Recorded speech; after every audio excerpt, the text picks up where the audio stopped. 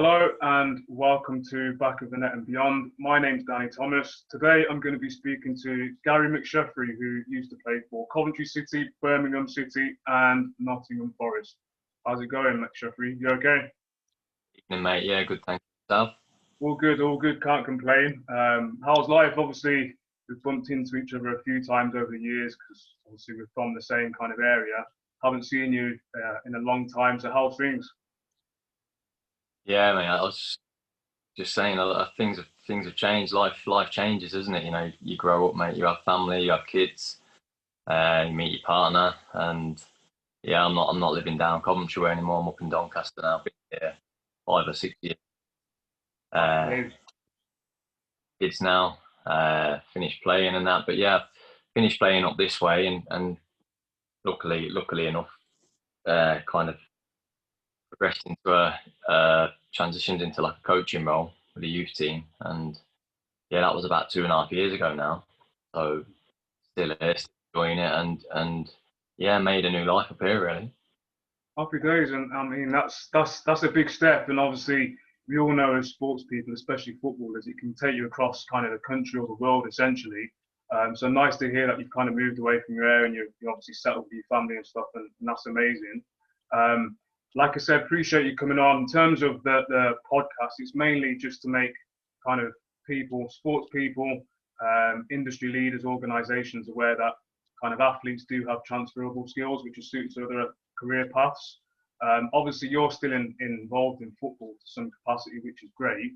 And you mentioned there that you're now a coach. So, kind of, how was your transition away from playing? Because obviously, we've all been players, and you have your coaches that you get along with, managers that you rate, and whatever else. And now you're seeing it from a different perspective. So, how was that transition? And kind of talk us through that. It was kind of just wasn't really planned, to be honest. I mean, obviously, I've started my badges and got some qualifications at about 33 years old. Probably completed them at 35. You know, just before really finishing playing it.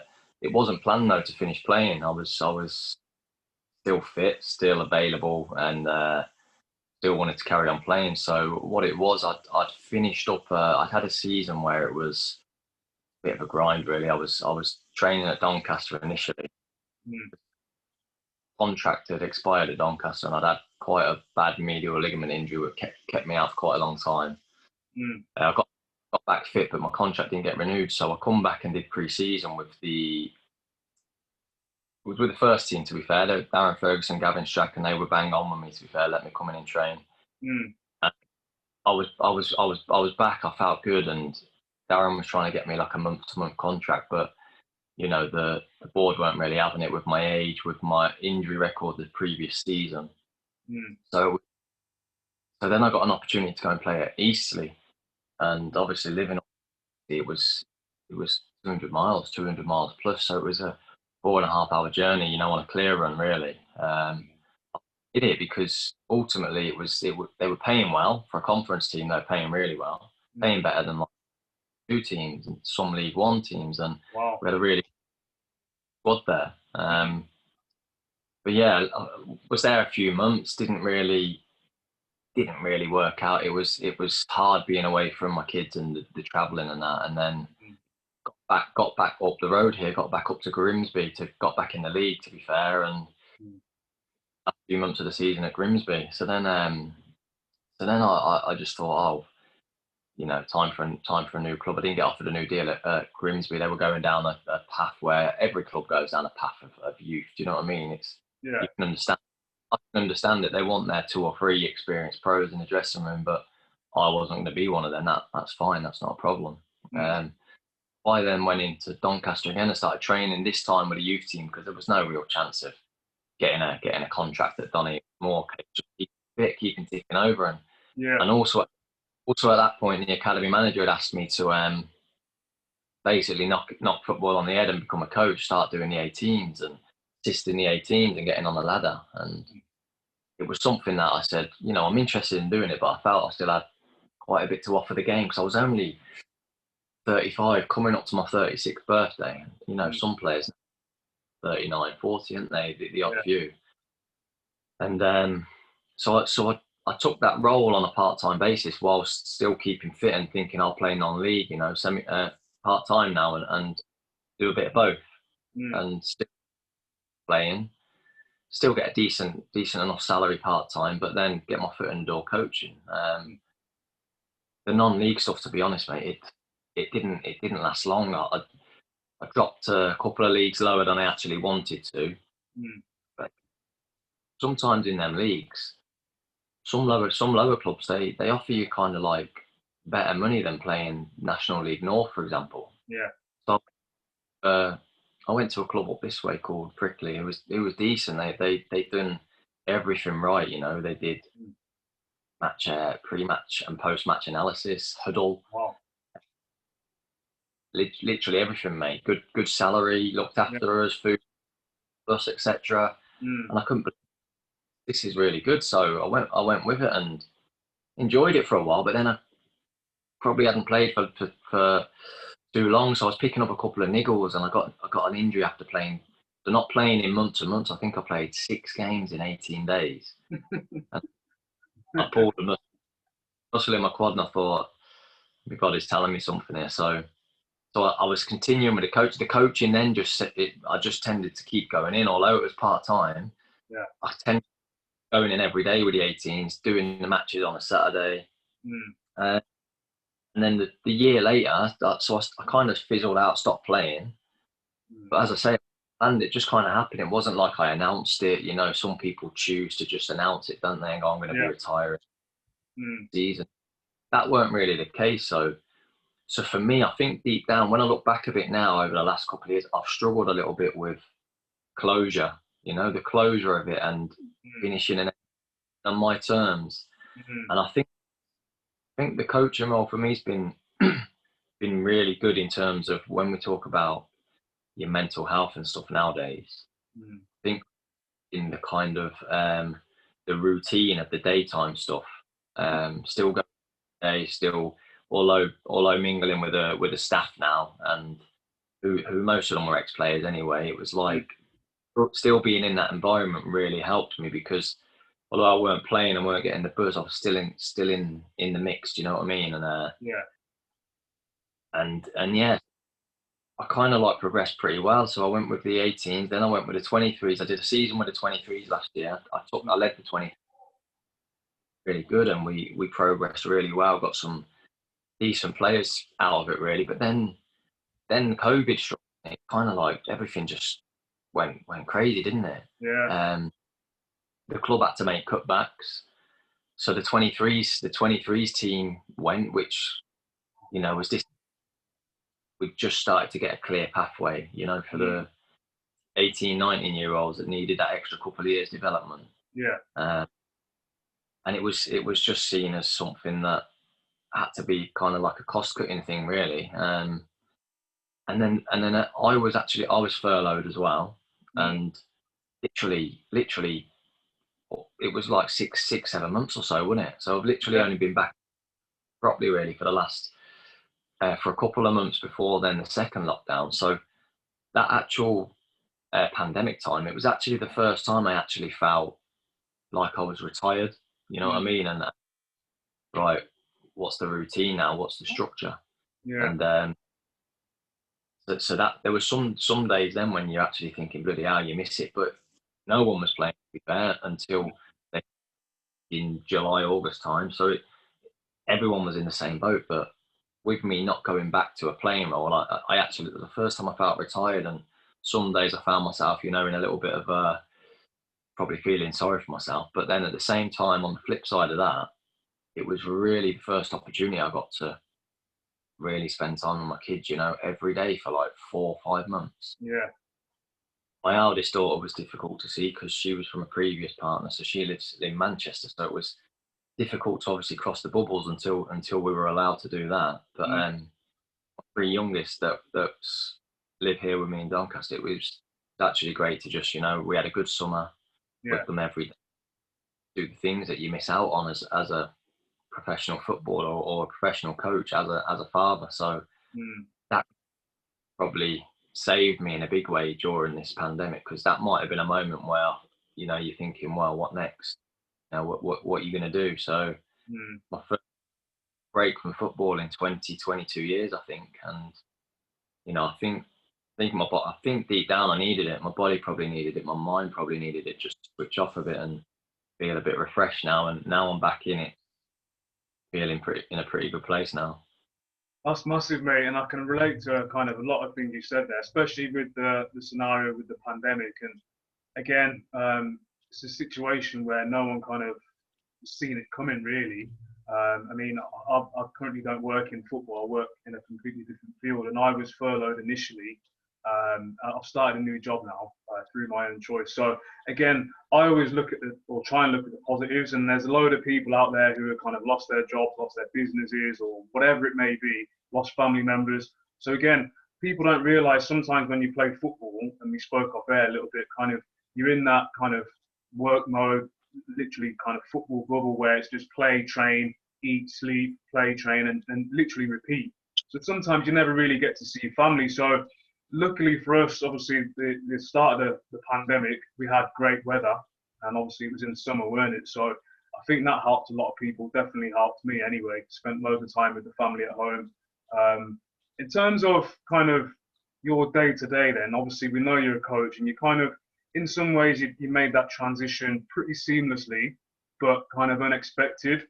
How are you, like, what's your day-to-day? So you go in the morning, and then what next?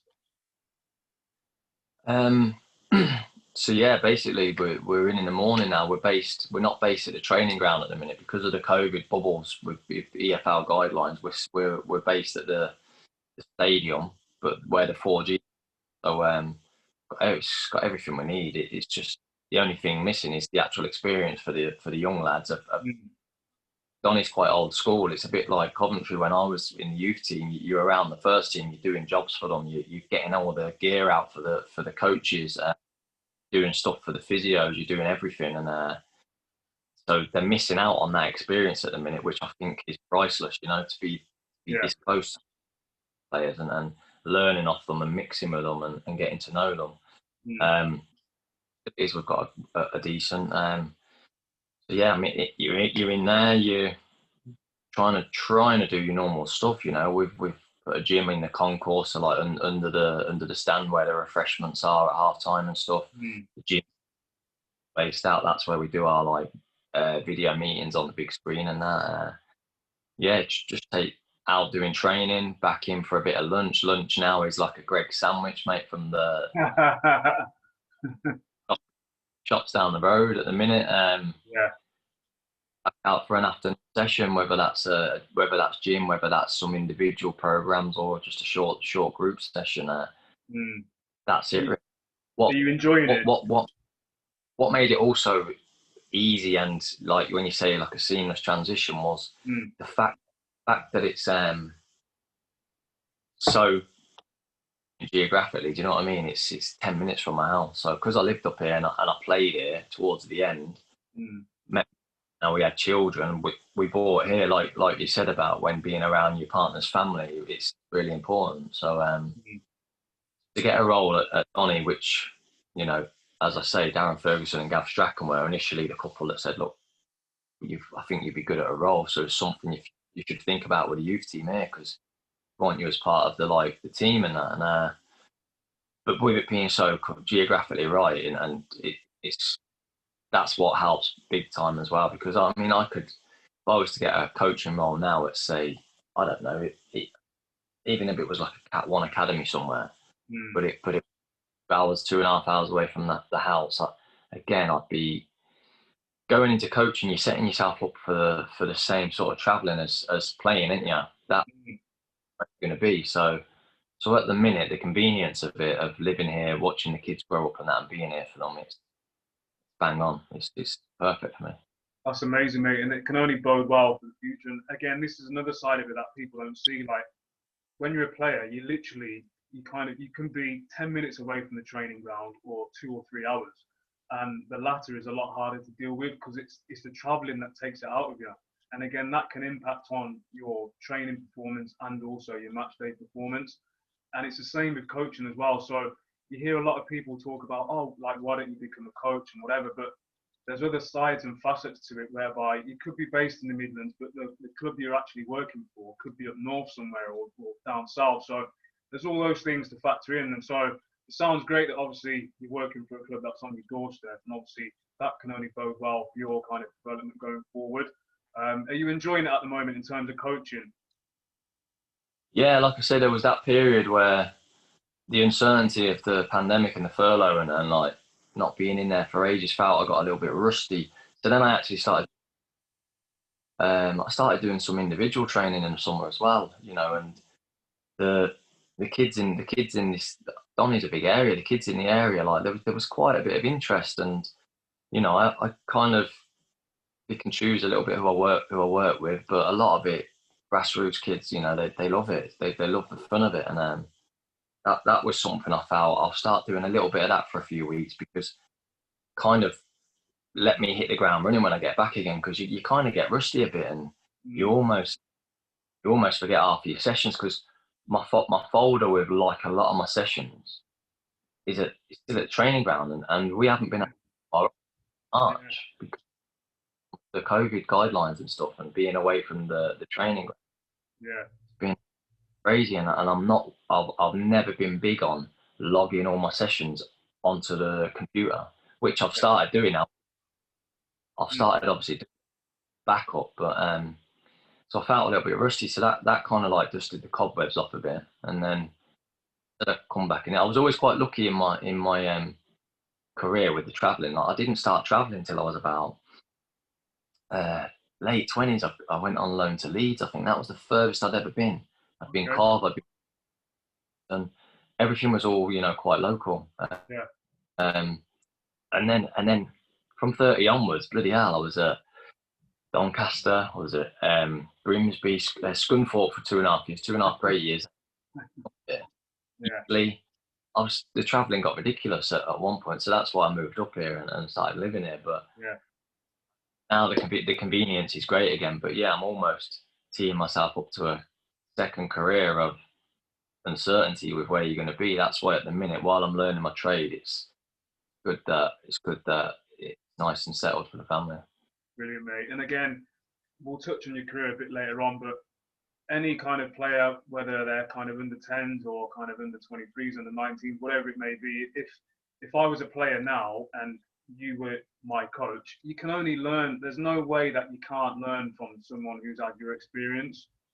So again, any of the players that are kind of under your tutelage at the moment, there must be obviously very well. They probably don't see it. It's probably their parents that would more so be aware. But again, it can only bode well for their development going forward. In terms of like players, athletes in general, why do you think it's so kind of, I wouldn't say everyone, but some people find it quite hard to transition away from their chosen sport when it comes to kind of that time where you've got to an age where you need to retire, or maybe out of your hands through injury or whatever? Why do you think some people find it harder than others? Some people probably the shock of it finishing sooner than they wanted.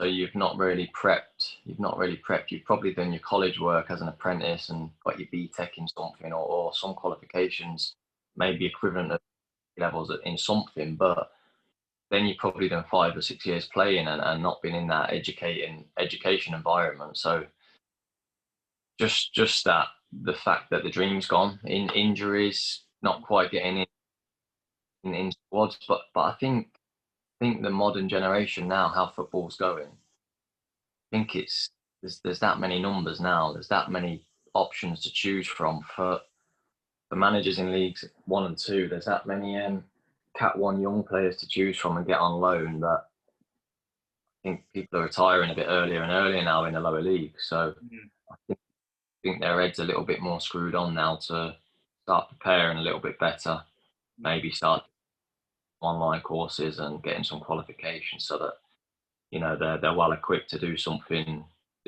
after. But going back to your question, probably just because, as you say, we've been doing it since we're 8, 9 years old, really.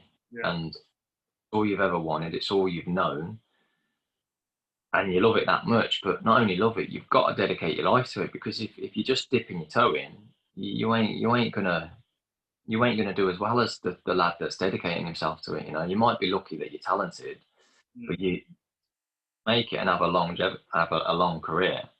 You've really got to be disciplined and dedicated and put your life to it. The repetition that you talked about earlier, repetition in everything, your diet, your living right, your training, your constant training, your rest days.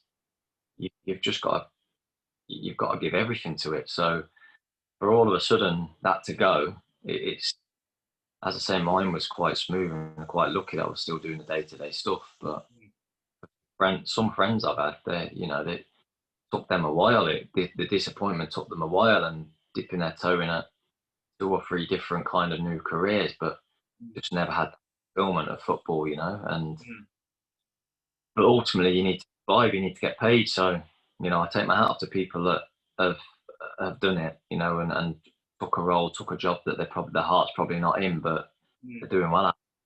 And I've seen 2 or 3 good friends, you know, get good careers now.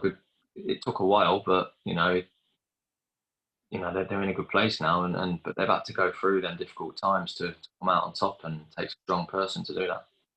Definitely. I mean, it does take perseverance, and like you said there, it may be that you need to take that job just to get some income in, especially if you've got a family.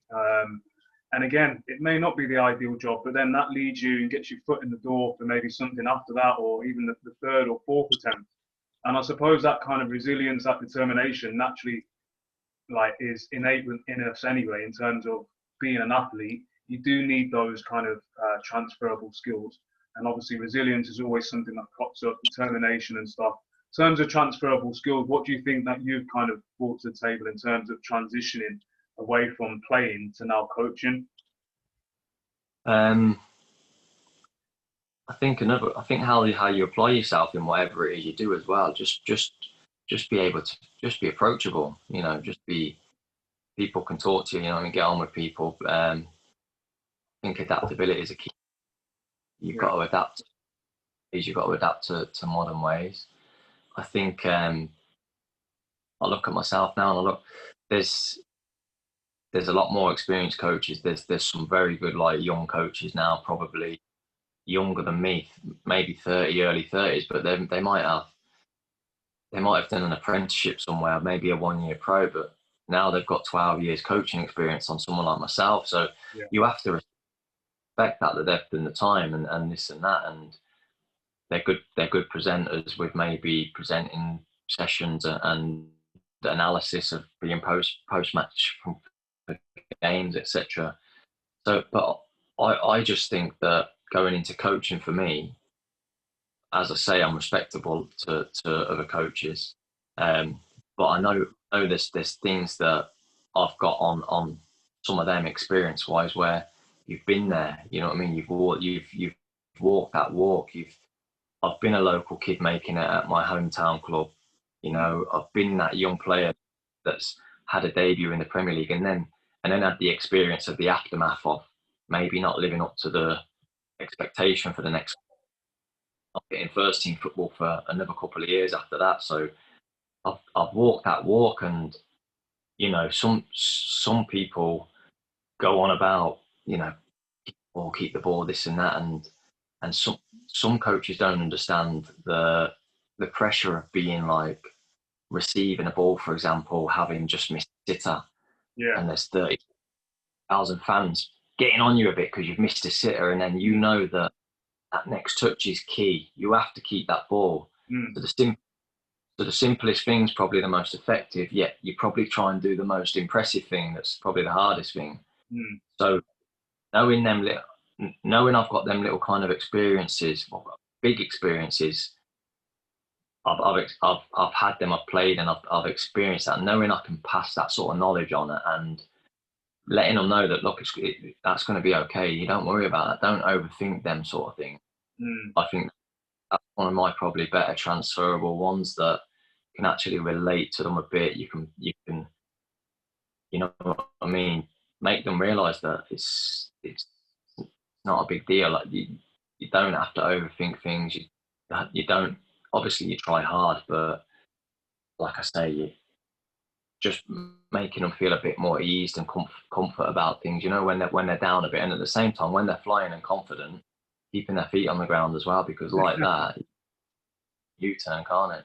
100%. And again, with you being a coach, it's easy to relate to someone like yourself as a young player, or even as an older player, because you've been there and done it at all the different levels. So whatever you're telling them, if they've kind of, I've been there where sometimes a coach is telling you something, it's like, I can't really relate to what you're saying because you haven't actually achieved it on the pitch. Not in a disrespectful way. It's just sometimes hard to receive certain bits of information. Whereas if they know that you've played and you've played at the level that you have played at, what you're telling them is normally or 100% going to be true anyway. So they can only be receptive towards your information that you're passing on. Just one more thing on kind of this side of kind of retirement and transition. Do you think generically across the board, so obviously we're going to talk about football because we both played football, but in terms of sport across the board now, do you think retirement needs to be approached in a different way? So what I mean by that is when I was kind of playing, okay, normally retirement was seen as like a bit of a negative. Let's push it to the side and let's just like focus on playing. And any time a player had something that was like an outside interest, maybe a business venture or just something else that wasn't football, sometimes coaches would knock that person and say, look, you're not concentrating, especially if they weren't playing particularly well on the pitch, and say, you're not concentrating because you've got too many things happening off the pitch, too many activities going on. So again, I don't know if you've had that experience, but even if you haven't, do you think it needs to be approached in a different way?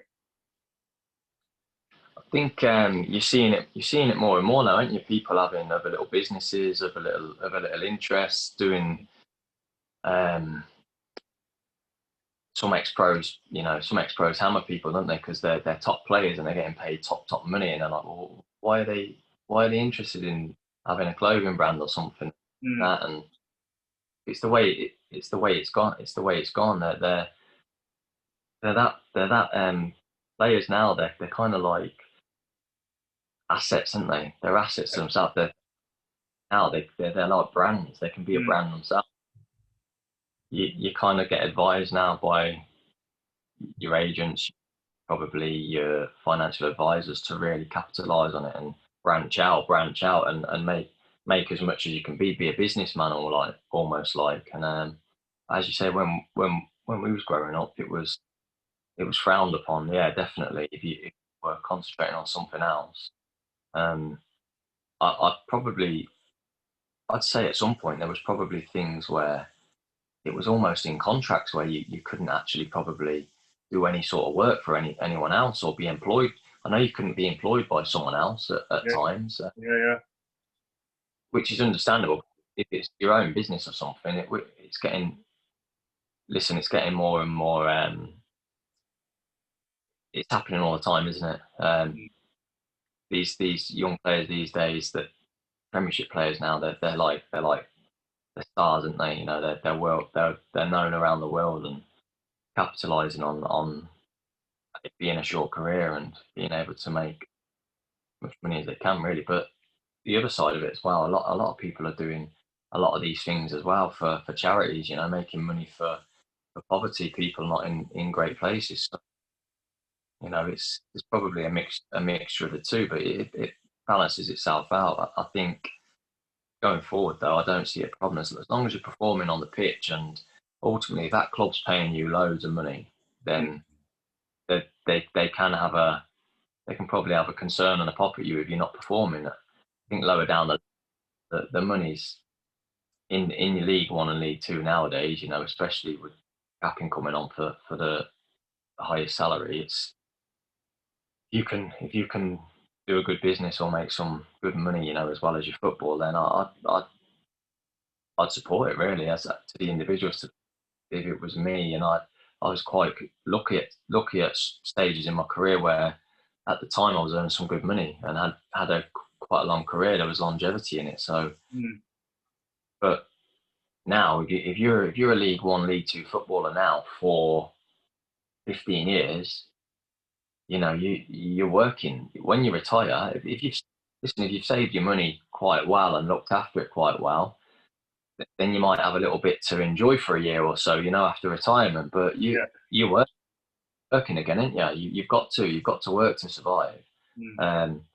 So although it's a great job to have and a really fulfilling one and enjoyable one, if you're not in them top 2 divisions anymore throughout your career, then you have to think of, well, what next, or what can I do alongside to really live comfortably and get the nice things you want in life. 100%. And again, it's not always easy. As you know what it's like when you're growing up and you have different kind of things. You're still discovering yourself. You're still trying to discover yourself on and off the pitch. You've got kind of relationships, family. You still want the nice things as a youngster, the nice car, the nice clothes and whatever. So I don't knock any player or any sports person who's trying to get those things. But again, nowadays, you can kind of, there's other ways that you can earn revenue. And like you said, everyone's kind of, especially the top 2 leagues, you're an asset essentially anyway as an athlete, especially in football. But you can create your own brand essentially. So there's different kind of revenue streams that you can pursue. I want to touch on your career now. So you're a Cov boy, local lad, obviously Coventry City legend. I'm going to put it out there. But yeah, you are. In terms of Coventry, obviously you started your youth team there and you made your debut. I think, were you 16 at the time? Yeah. That's ridiculous. And even to this day, so 2020, back end of 2020, anyone that's making their debut as a 16-year-old kind of in the Premier League or Championship, it's like, it's more or less unheard of. So going back then, it's even more kind of less heard of, if that makes sense. And I remember I knew about you anyway, because obviously we're from the same area. So when it happened, I was like that's amazing. And then I was obviously trying to aspire to obviously do the same. But how was it for you being Cov boy, all your family's from Coventry, you've got your friends and whatever else around, and then you're making your debut, so you're still eligible to play in the youth team essentially. How was that? Yeah. I was a first year scholar, and I was the youngest in the group. I was the youngest in the group as well, with an August birthday. So yeah, I mean, I just started the season well, and I was scoring goals and going into youth team games, just knowing we was going to win and I was going to score, and yeah, it was to make my day. I'd already actually been in a match day squad in a like an old Carling. I don't know if it was Carling Cup back then or something. The league. I'd started the season well. I think I'd scored 4 in the first 2 games or something, and first team hadn't scored in 2 games, so straight away I was in a squad, but I didn't make the bench. That was literally 3rd game of my first year as a scholar. Wow. So then I think it was in February I made my debut after we played Youth Cup on the Friday night, and I got pulled off after an hour, and I was on a hat trick, so I scored 2, and I think we were beating Sheffield 2 or 3-0. Annoyed coming off, obviously thinking, well, I'm on a hat trick, and that's when the coach said to me, look, after the manager's in the stand, he's just rang me down, he's pulled you off, you're going with the squad tomorrow, you're going to be on the bench at Villa.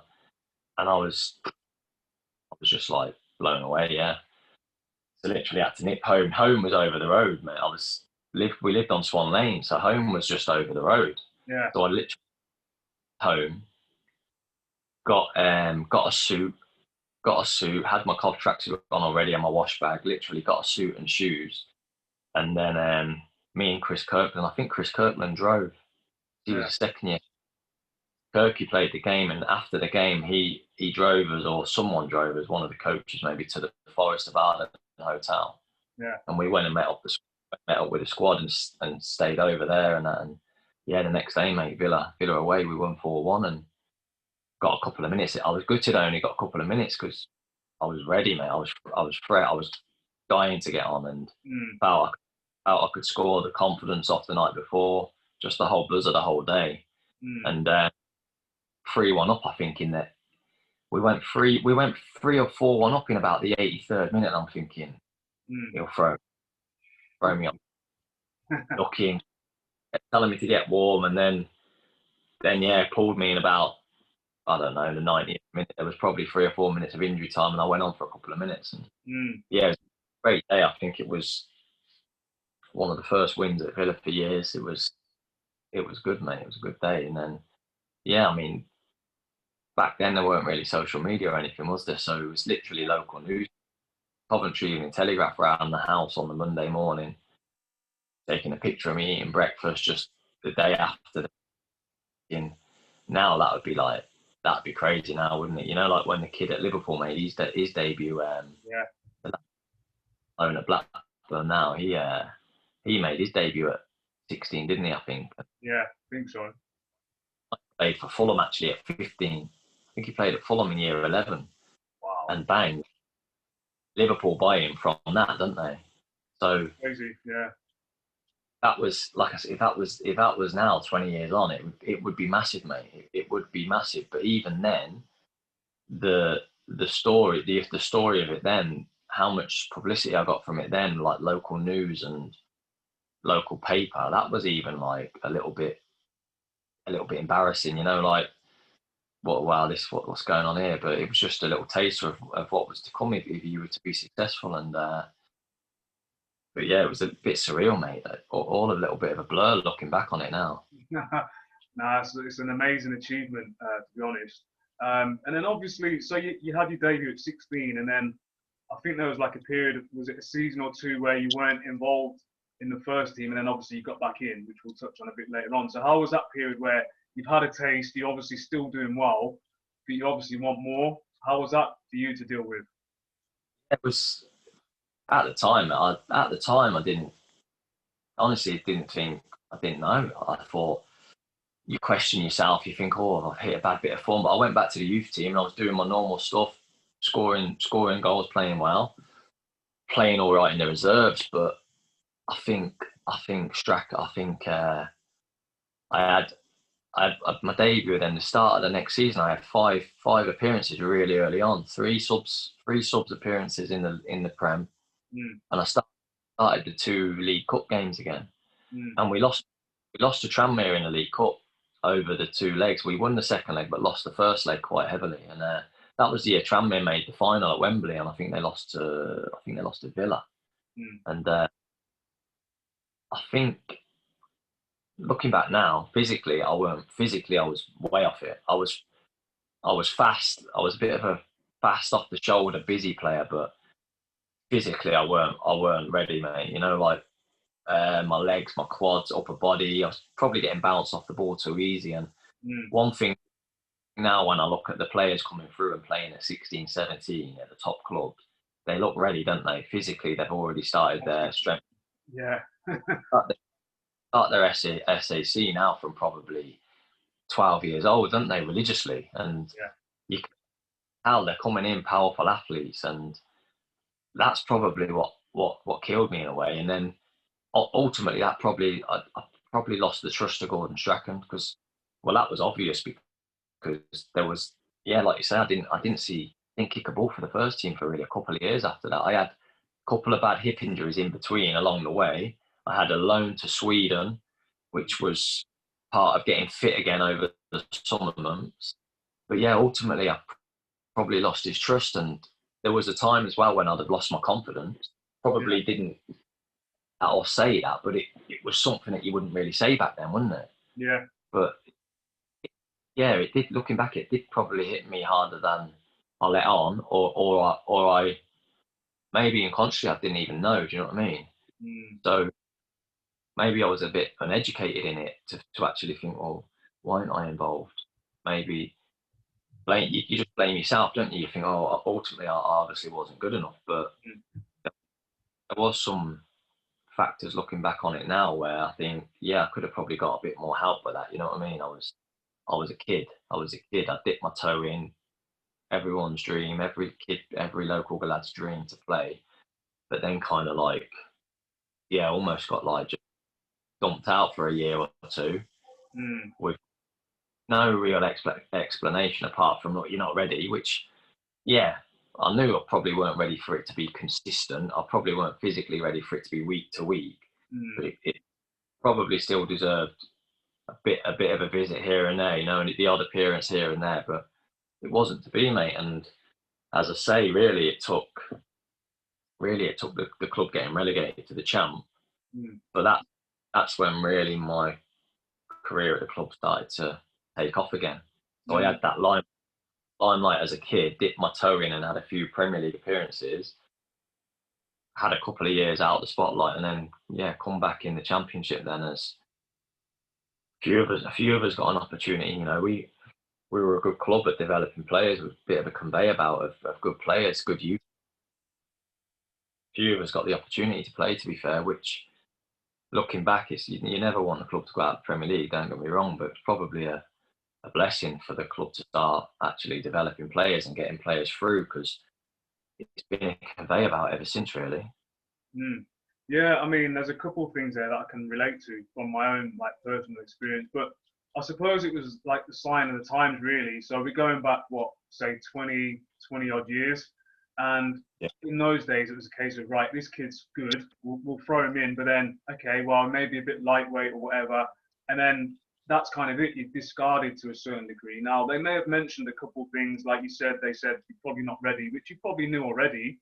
But at the same time, you probably wanted a little bit more information from them, maybe throw you in one every 3 or 4 games, maybe in the cup and that. Whereas nowadays, that experience would be slightly different. So any youngster going in, especially at the top clubs, they'll tell them why they're going in. And then when they're pulling them out, it's either they'll give them information regarding you need rest, or give them video analysis, or whatever it may be. So the player's going to be fully aware of why they're being involved and then maybe taken out of the spotlight, essentially.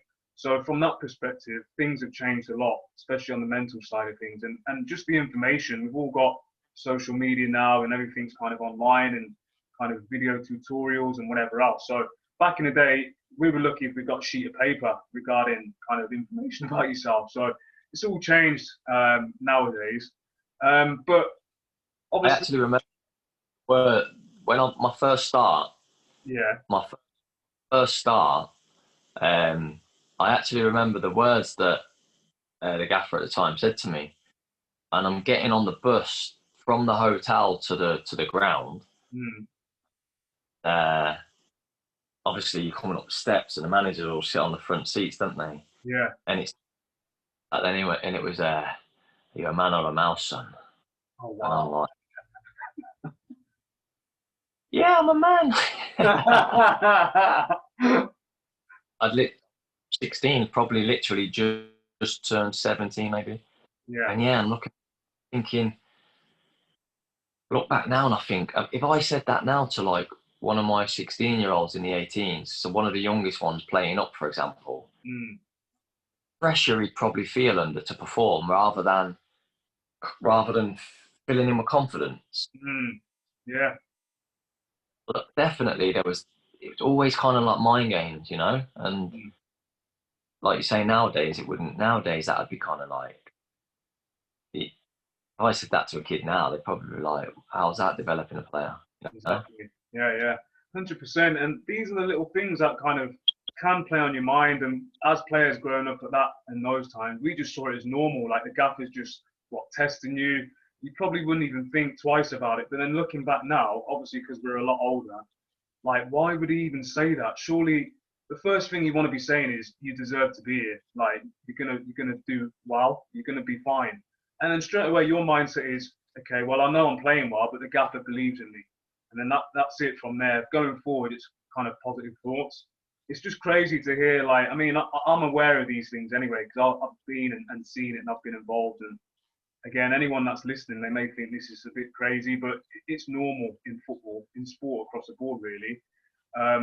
Anyway, you got back in, had a successful career at Cov, obviously done really well in the Championship and maybe debut in the Premiership. And again, we touched on that. Going forward, you got that big move to Birmingham, and obviously that's still in the Midlands.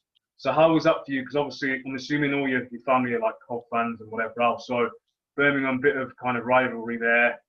Obviously, bit of mixed emotions from your side maybe, because obviously it's kind of gratification for doing well. Obviously, big move for you.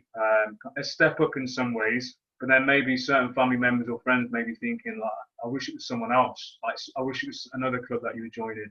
How was it for you? everything you just said, basically. It was definitely a step up in quality of the squad. It was a sideways step in terms of it was still they'd just come out of the Prem, so they were in the Champ. But in terms of the league, what league they were in, it was the same league. And the previous season, I turned down a move to Reading, who were again a Championship club, and but we were just moving to the Rico, so I wanted to play in the Rico. Reading then absolutely smashed the league with 106 points that year. They're in the Prem, and I'm thinking, bloody hell, I could have been there. That could have been me in promotion. But I had a good year. I was good to play there, be top goal scorer, and then it was the next summer that Birmingham come in. So I thought, ultimately, at first I think it was an era where you didn't chase moves. You know what I mean? I wasn't thinking about money then as well. I was just enjoying football, and eventually kept bidding, and the club were entertaining it. The club needed the money, and eventually got to a point where they were happy with the figures, and then they kind of said to me, right, you're gonna have to put a transfer request in. Like, I'm not gonna put. I'm from Cov, The only thing could have been worse if it was like Villa. You know what I mean? So like Birmingham, which is bad enough, they're in our league. It's only down the road, but I'd never seen Birmingham as Cov's big rivals because it's always Cov and Villa in the top league, wasn't it? Yeah. So Villa were big rivals for Cov fans, and so I went there. It was a difficult decision, really was, because as you say, I got powders for it, but if it was happening now, you'd probably get absolutely abused, wouldn't you, on social media and stuff. Yeah. So, but look, it got me playing Premiership football again within a year, and I went on to play, I think it was 42 games for Birmingham in the Prem. So I did 4 appearances for Coventry as a kid, but that actually got me a season and a half playing solid in the Prem, and so yeah, I wouldn't change that, because that's every kid's dream, isn't it? And at the same time, it got the club at the time back then a great chunk of money. Like the total contract would have got up to, I think, 3.7 million, and I think the club got 3.5 out of it. With all add-ons of promotions and games in the Premier League was another 500 grand, and on promotion grand it was 2.35 million upfront money. So the club got like 3.35 million, and then a couple more little add-ons on more appearances and stuff. So it was that was 2006. So 14 years ago, a move like that in the Championship. You look at the Championship now. It's probably like a £15 million move now from a champ club to a champ club, and it happens. That's probably the norm now for. If a player in the Championship now got 17 goals for 3 seasons on the spin from left wing, Joe Lolligo for now, having a couple of good years at Forest, Yeah. 20 million, wouldn't you, to buy him now? Plus, easy. Yeah. Brooks, and them types of players now. So it was money that the club couldn't turn down at the time. They were in a position where they needed the funds, and ultimately everything they probably paid me over an 11-year career at Coventry. If you look at it like that, whatever they paid me over the career, they've actually got it back. Do you know what I mean? Yeah. They've actually, in between that, all that money back and probably more. So although I've had 10, 11 years salary from the club, you look at it, probably evened itself out. So in terms of what money they've made for me, it's like it's not cost them, has it? Yeah, exactly. Yeah. I mean, that's massive, and it's something.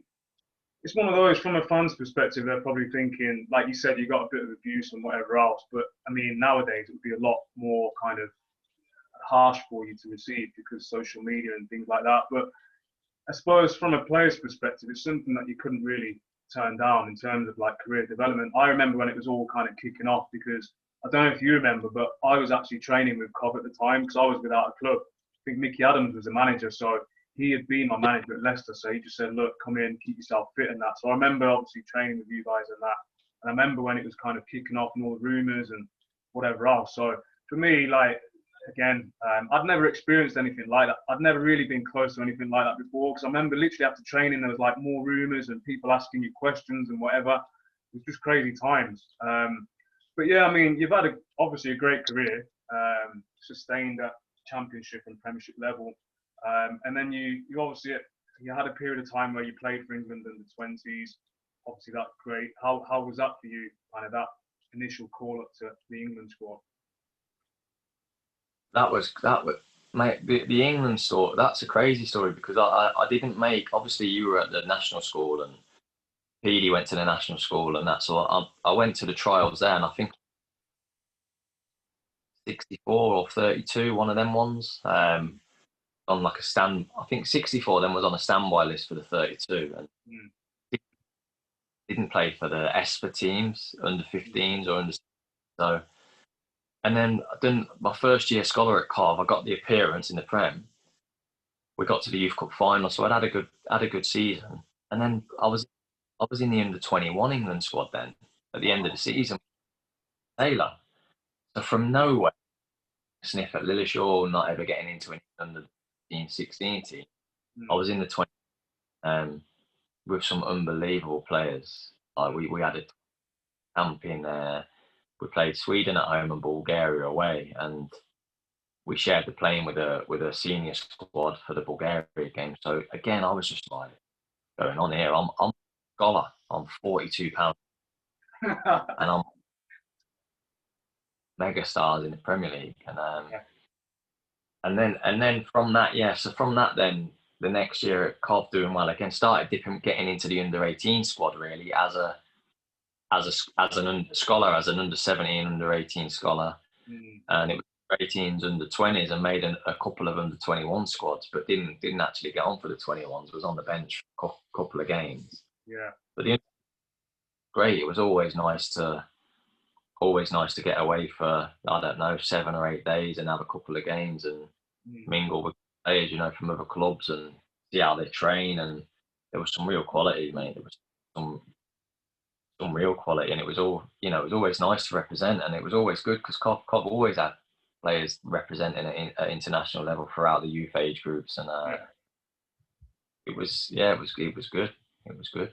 That's amazing, mate. And then just to go back slightly, so you've obviously made your debut, got the move to Cov, got the move to Birmingham, played Championship and Prem, and then as you get older, normally you have to kind of drop down, depending on kind of where you are in your career, really. So how did you find kind of playing in the lower league? So for me personally, playing kind of at Leicester and obviously Bournemouth and whatever else, and then dropping down, in some ways I found it quite hard from a mental perspective. And when I say mental, I don't mean like mental health issues. I just mean like visually the training grounds and the facilities and all those things, and the traveling as well, the professionalism to a certain degree.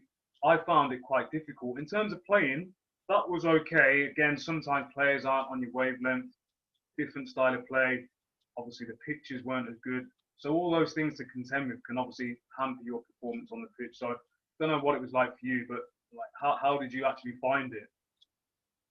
So I had a loan at Luton when I was about 20 from Cov, and that was in League One, and I was like, put me on the map. That put me on the map again. After being a good pro, that put me on the map, and I played well. I scored, I think, 9 or 10 in 18 games for them, and I knew I was playing well. And then I played, sustained champ, couple of years Prem, champ, and the worst thing that ever happened was getting relegated with Coventry out of the champ. That was demoralising for the club, and for me personally, it quite personal, do you know what I mean? Because I'd come back from Birmingham, we had an all right season in the Championship, then I think it was the second season, we had a good team, and And that next year in League One, that's probably my worst spell at the club in terms of the pressure was probably on someone like me to bounce just straight back up. Yeah. I didn't play great, mate. My confidence was probably shot to bits a bit. Didn't score enough goals. Absolutely didn't score enough goals. And I don't know. I found probably the expectation of, right, we'll probably breeze this league, bounce straight back up. Didn't handle that well and didn't play well. I played quite well in the champ. I know I did. I still scored like nine goals a season, then 8 goals a season. But again, even then, compared to my old numbers, they weren't good numbers. But I was a different kind of player now. I was more of a team player. And that first year in League One, I didn't play well. Really enjoy it because I weren't playing well. My confidence was probably gone a bit. Even then, I probably wouldn't have said my confidence had gone. I don't know, just couldn't find some form. And the thing was, I still had a 2-year contract. And Stephen Presley come in, and that's when club, because we didn't bounce straight back up to the champ, the club then actually they had to start cutting budgets, and they were paying loads of us off. We were in like a bomb squad then for 8 weeks. Weren't allowed in the training ground. Just ridiculous things, like you'd done something wrong. It wasn't my fault that I was on a 2 contract still on decent money in League One. That was the club gave me the contract. Do you know what I mean? Yeah, exactly. The club were dishing out contracts to players that probably weren't worth that money, but ultimately they put themselves in that position. Getting ready could happen and then not bouncing back up. My form, I found that really, really difficult. And then from there, I went to, where did I go? I went Chesterfield. Chesterfield for a few months. In League Two. So I dropped down to League Two. So within 5 months of getting relegated out of the champ, I was playing in League Two, and it was a drop I didn't want to make, but I went there and they had a great squad, top of the league. Then I went to Scunthorpe again. Scunthorpe were second in the league, so Chesney and Scunny were like that. And that's when I started loving my football again at Scunthorpe. I started playing well again. It was like lowest money I've ever earned, lowest crowd, a nice little, lovely pitch, but just a little ground. And felt like, although the pressure, probably put pressure on myself to play, I felt like the shackles were off of it, probably being away from home for the first time really, and playing with a bit of a freedom. So I also had a loan at Leeds in League One, and again, for whatever reason, the pressure of probably the pressure of me thinking I'll go and just storm it didn't live up to League One for me. So we got promoted with Scunthorpe into League One. Straight away, all of a sudden, I ain't really played well in League One since I was a kid at Luton. So, but that's the bed, and ended up having a couple of really good seasons for Scunthorpe in League One, and really enjoying my football again. And I just think there was mentally too many things probably going on in my head, and the pressure putting on myself of getting back up, and the pressure of a big club like Leeds in League One, although got promoted, and it was a good club to be at. Personally, I found League One a struggle until I went to where I started playing really well in League One. So it must have been a mental thing, because the league weren't a problem. I was still a good player.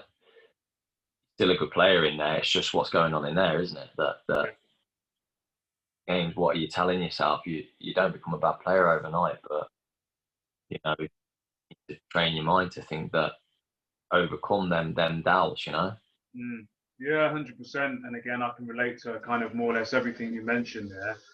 Just coming to a close now, like in terms of everything that we've kind of spoke about, especially kind of the transition side, the retirement side, do you think more help's needed for athletes?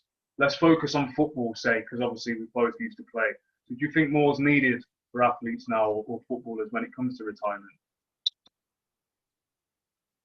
think it's massively in the spotlight more now, isn't it? You know, people like yourself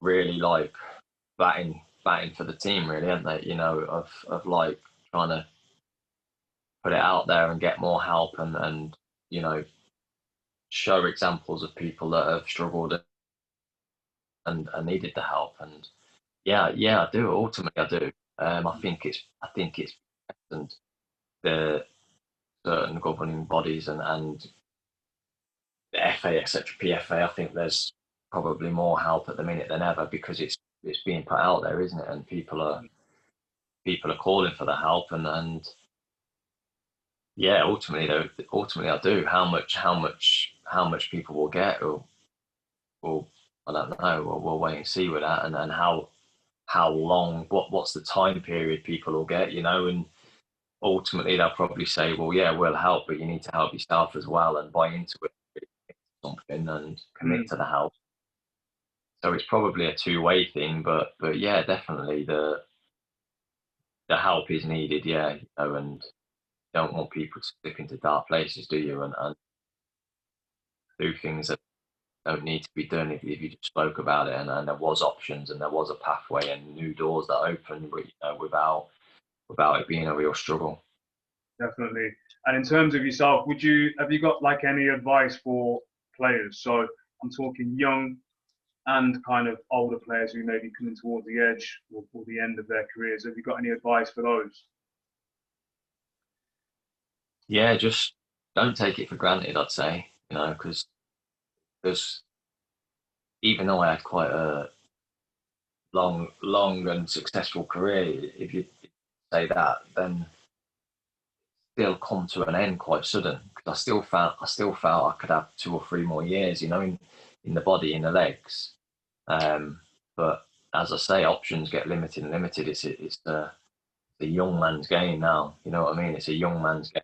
Yeah. Of experience, but you need to be performing to keep getting them contracts, especially in the lower leagues. So I wouldn't rest on your morals and get comfortable. Really dedicate yourself to it, and if you want it enough, the rewards will come. But also have that in the back of your mind that it don't last forever. So have some sort of plan, you know, have a plan B and have a vision of what you want to do, because yeah, when it stops, if you haven't got something to fall into or focus on, then that's when you start drifting into dark places. Definitely, and that's great advice. Really appreciate you coming on today. Appreciate your time. Really insightful. In terms of yourself, just let us know where we can find you. So where can we find you on social media? Obviously, you mentioned that you're a coach now at Doncaster. So let everyone know again what you're doing there, and also where we can find you online. Yeah, just Twitter, Instagram, stuff like that. I'm my name really. I think it might be Gary _McSheffrey, something like that. And yeah, so I'm doing the Doncaster under-18s at present, and enjoying the role. It's good to give a little bit back and offer some, you know, good advice, and yeah, I'm enjoying the development side of coaching. That's where you'll find me. That's what I do day to day at the minute, and yeah, very enjoying it, and want to build on it, and like I say, just be the best I can be. Awesome, mate. Keep up the good work. Sure, you'll be a great coach going forward. Keep learning, keep positive. Like I said, appreciate you coming on. Hopefully we'll speak again soon. I know everyone says that. But yeah, ultimately, appreciate your time today, and good luck for the future, mate. Nice one, Dan. Cheers, mate. Thank you. See you soon.